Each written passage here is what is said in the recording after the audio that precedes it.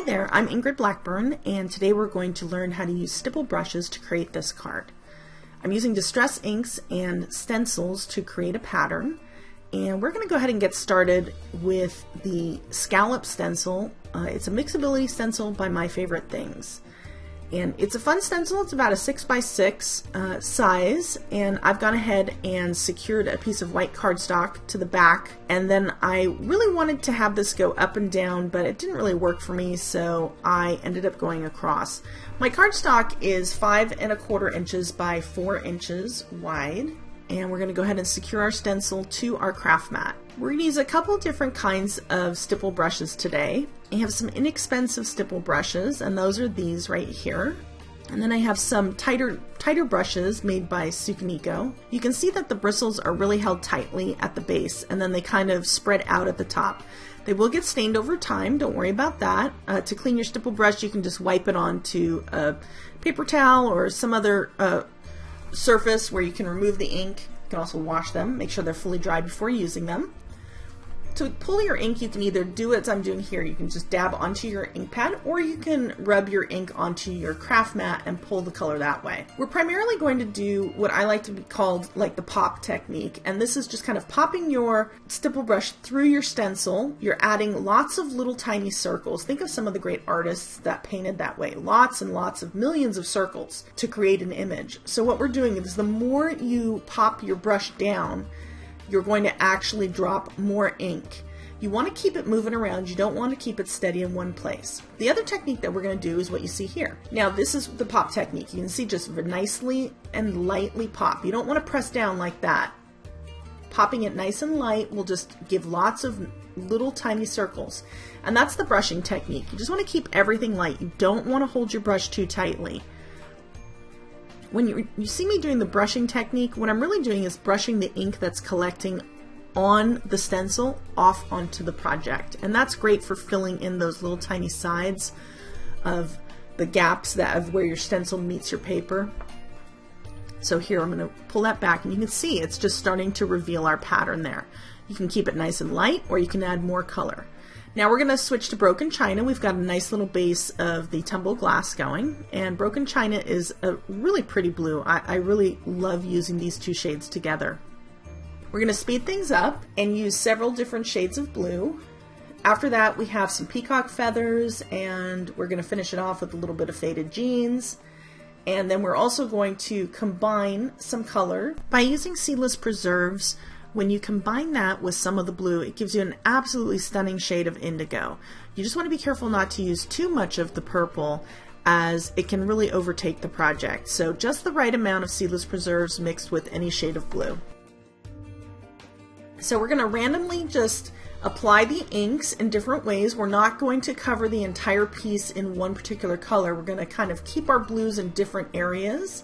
And we're just going to continue using that pop technique.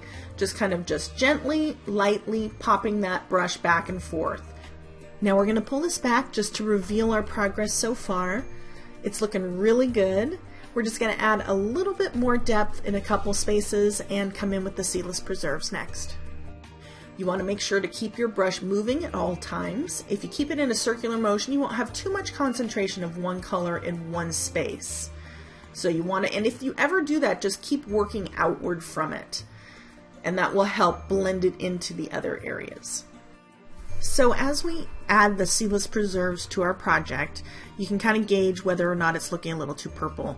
And this project is starting to look a little too purple, so we're going to throw a little bit of faded jeans on top of that, and just to really help it to blend together to create a gorgeous shade of indigo. So now that we lift this up, we're going to reveal the colors that we have underneath. You can see that our pattern is prominent, which is good. We were going for that. And then we have a really nice variety of color in between. I didn't really want it to be all one particular color. I wanted to have that difference of light and dark, and we've really achieved that look. And we are going to apply a border by using the brushing technique next. The brushing technique is quite simple. You just take a little bit of ink, and it can be on your craft mat, or you can pull it from your ink pad, and you're just going to basically brush onto the side. Now you can see here I'm first dabbing a little bit, and now I'm really just kind of brushing, almost flicking. It's a very, very quick little motion, and it's really meant to just kind of get that little tiny bit of an edge, almost like sponging. But adding little tiny droplets or flicks of ink onto your surface. This is great for brushing it away from your stencil, which actually kind of cleans off your stencil at the same time, and onto your surface, or just taking it straight from your mat onto your piece of cardstock. You can see it just gives a nice light look to your edge, which is what we're looking for. And here is a close-up image of that. So next we're going to go ahead and put it all together. So now we're going to put everything together, and we're going to secure our card front to our card base, and we're going to do that by using some two-sided tape. I like to go all the way to the edge just so that it sits nice and cleanly on my card base. My card base measures 4¼ inches by 5½ inches, and it is a top folding card. So then once we have that down, I'm going to go ahead and open up my card and rub the inside of it so that I can really securely get that front adhered to the base. And then we're going to go ahead and use the steel dies Inspire by Penny Black. These are two great scripty words. They're not too thin, and they're pretty good size. They say create or inspire. And we're using the word inspire, and we are now going to add some two-way glue using the Tombow Mono multi-purpose glue. I personally like using this glue. There are a lot of different adhesives you can use whatever you like, and we're just going to add a lot of little dots over the entire word, and then use our nozzle to spread out the glue a little bit so that it's not heaped up in any one particular place, so that it oozes out to the other side. To help me position my word, I'm using some reverse tweezers. Now I'm going to get this about where I want it, and then apply some light pressure just to help that to adhere to my card front. I'm going to use a quick sticks tool to grab those little tiny circles that go over both eyes, and you'll see me put one on the card, and the other one I didn't realize wasn't on the card until after I actually took my photos. Thanks so much for joining me today. I hope you enjoyed learning a little bit about the stipple brush techniques that you can use in your paper crafting. Here are some great close-ups for you. Be sure to tune into our YouTube channel later on this week to see some more stipple brush examples. If you like this video, be sure to give me a thumbs up. And definitely subscribe to the YouTube channel if you haven't done so already.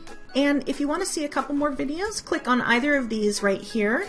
If you're interested in more information or want an exclusive video series, check out our blog at thecreativegrove.com.